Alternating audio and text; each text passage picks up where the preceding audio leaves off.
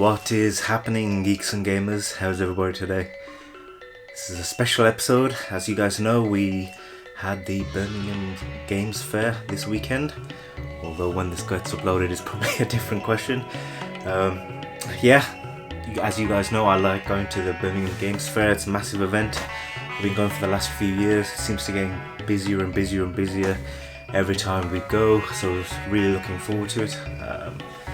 Although, as per my last video, I wasn't actually after that much in particular, so I was quite interested to see how it would turn out in regards to pickups and things. But as we like to do, check out the video.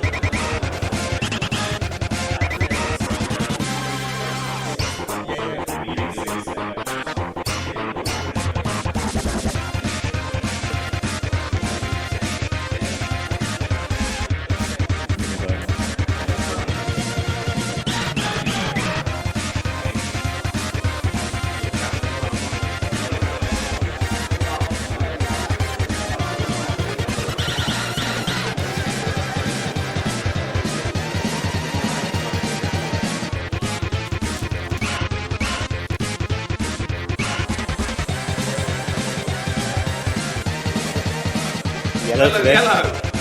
Let's go. You didn't wear the same thing last time. I had a brown top on. So what did you guys think? It wasn't as busy as it was the last time we went last year. Maybe that was because of the timing. Maybe in the summer, if they do another one, it'll be busier. But overall, it was a good event. A lot of great stands. I quite liked the the Pokemon stand with all the cards laid out. I thought that looked fantastic. One thing I will say is, as time goes on and on and on, we're seeing less and less like heavy hitters. You guys know I like my SNES games, so that's kind of really what I'm looking for: SNES, N64 and Game Boy. And as you saw, in general, you just see the same old stuff really. There's never anything like super special which stands out that makes you think, ooh, I need to add that. That's a game that I wouldn't have bought otherwise. I was a little bit tempted by one or two games that were there, like Smurfs, I think you saw, but I couldn't agree price on that, and Thomas the Tank Engine on the SNES. But here's a confession from me, guys. For the first time in a long time, I didn't buy anything. 2T, if you're watching this, I was tempted. You have got some games that I'm interested in, but then maybe I'll message you on the side, see if we can come up with do a little deal. But in general, I didn't buy anything. I know, outrageous, scandalous even from a retro game collector, which shocked even myself, to be honest. I thought I would buy something, but nothing really took my fancy, and I don't want to spend money for the sake of spending money. So as you guys know, I went with Get Retro, partner in retro gaming crime. And so on the way back, we thought, you know what, sack it, considering he only bought Mortal Kombat on the Game Boy, which, to be fair, he got a pretty good deal. It's a very crisp, clean version of the game that he got. But the two of us thought, you know what, let's head into Vintage Gamer on the way back, because we left relatively early, we had time to kill, so we thought, yeah, let's go and have a look, see what Nick's got. And shock horror, there's always something in Vintage Gamer when you go there that takes your fancy. So yeah, we got a few pickups from Nick. So although nothing to show from the games fair, I've got some pickups for you. So the first one may surprise you, being a wrestling fan, a game that I didn't have in the collection, but I do really enjoy, and that is WrestleMania 2000 on the N64. I mean, hopefully you can see that it's a very good condition, complete in box copy on the back.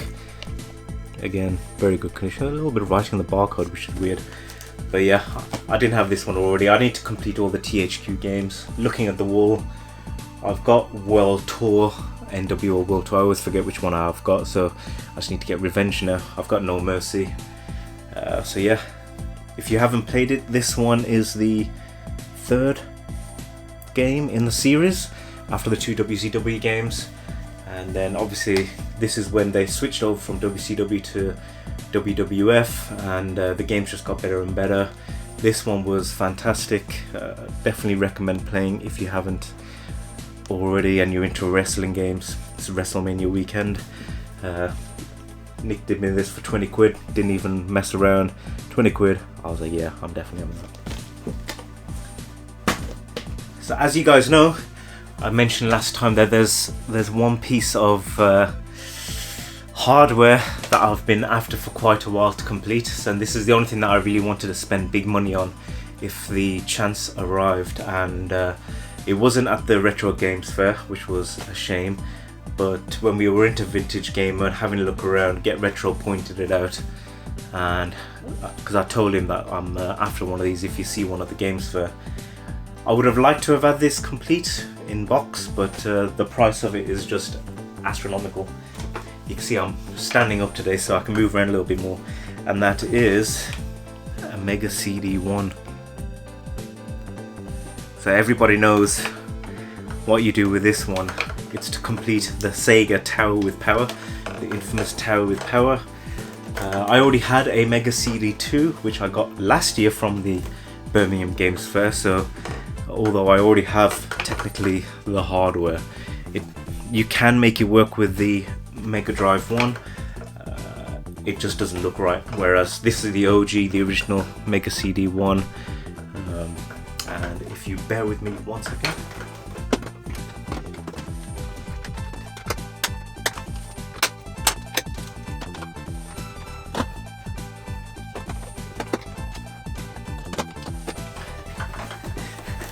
A lot of faffing around, that was the first time I put it together. There you have it, guys. The infamous Sega Tower with Power original Mega Drive 1 with the 32X on top and the Mega CD1. I just noticed there's this little lock tab which goes backwards and forwards. I don't know if you can see that. Stop focusing on Wonder Woman. There you go. Doesn't do anything. I'm not sure why. We tested this out in Vintage Gamer, so I know it works. I don't have, and I probably should pick up an AV cable for it, because I don't want to use the the aerial antenna version into my TV. It's not going to be great, but yeah, I mean, it's fantastic, right? So when I was in there, I said to Nick, Nick, I haven't got any Mega CD1 games. Like I said, I wasn't planning, quote unquote, planning on picking one up. If I saw one, obviously I'm going to get it. And I said to Nick, I just need a cheap game just to test it out and play on and to check what it is. And we went to his row of games and he goes, well, this is pretty cheap. And it's a 2-in-1 game. I don't know if you can see it. It is Soul Feast and Cobra Command 2-in-1. And I was like, come on, Nick, do me a deal. I'm buying this off you. And he goes, well, this is cheap enough anyway. But we cracked it open, and it was missing one of the two games. So he got fed up and he was like, fuck it, just have it, whatever, just have it.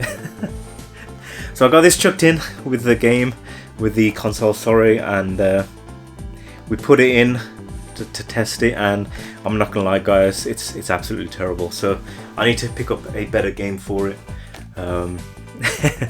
But yeah, at least I got this chucked in with it as well. And the price, so Nick, he done me a deal, as he does, the salesman that he is. He did me a deal. He told me how much he got it for, and he told me that he had to get it recon repaired because it came to him broken, and he spent quite a lot of money on it. Apparently it's been recapped. You can see actually, I mean, it looks really clean, nice and glossy. It doesn't look damaged or anything like that. And to get it recapped, and he did it me for, we agreed on 175, which I thought was generally okay because of the repair cost that he spent. That if I didn't buy one that had been recapped, more than likely I'm gonna have to do that anyway.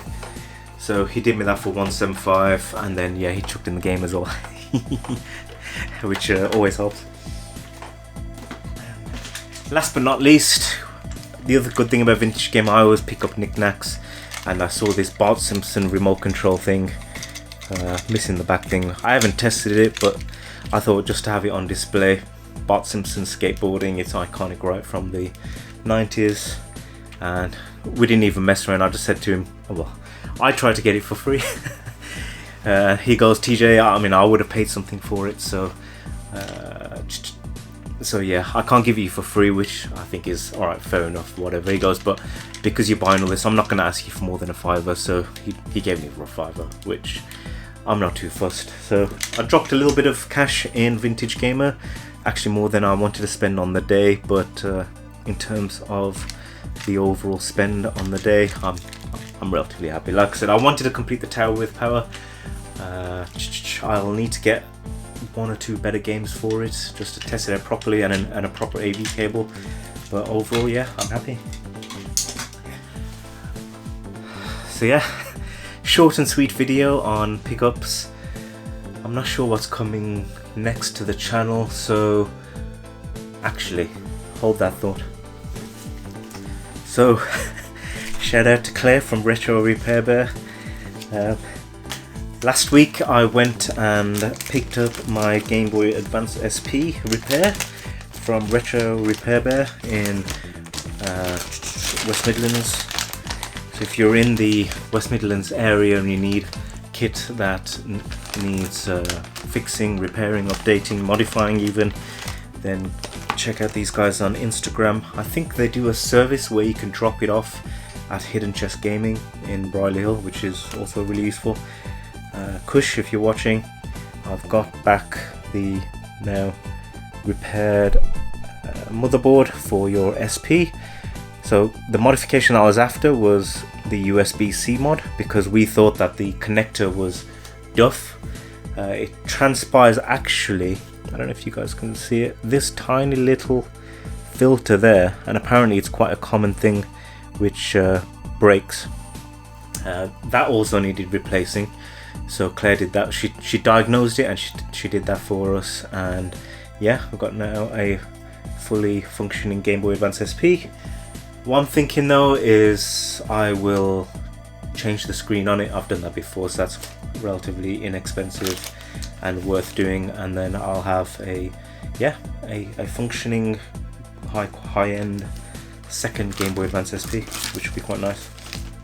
So yeah, picked up this from Retro Repair Bear last week, so that was really good. And while I was there, they informed me that there is going to be another big gaming event in Wolverhampton. They said that it used to be a big deal.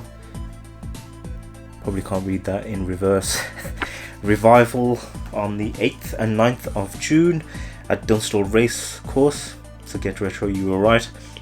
They were telling me that it used to be the biggest one in the UK in terms of everybody that comes. On the back you can see the Hidden Chest Gaming and also Vintage Gamers. I'm assuming Nick's going to be there as well.